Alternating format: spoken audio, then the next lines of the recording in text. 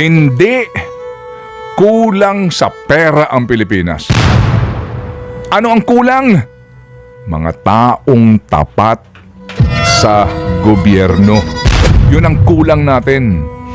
Opo, hindi mahirap ang Pilipinas. Yan ang klaro mga kapatid, hindi tayo mahirap na bansa eh. Sukdulan lang po ang dami ng korap sa Pilipinas. Yan po ang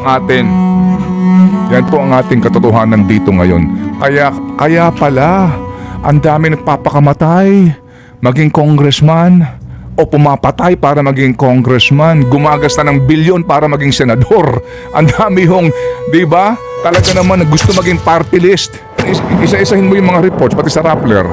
Bawat probinsya ngayon, may mga dinastiya. Sila pala mga kontraktor.